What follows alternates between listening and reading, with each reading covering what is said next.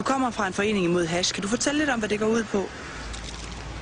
Jamen, det vi for eksempel kan finde på at gøre, det er at ligge på fucking lur ude foran Christiania for eksempel. Og så når der kommer sådan en flok taberhash med den for vildeste grineren på gående forbi, så springer vi frem, tager deres falafel, og så trykker vi deres ribben. Hvad gør I så, når I har trykket deres ribben? Så knipper vi dem, mens vi sprøjter heroin i øjnene på dem, så de kan se, hvor fucking nedtur narko kan være! Men hash og heroin er jo ikke det samme.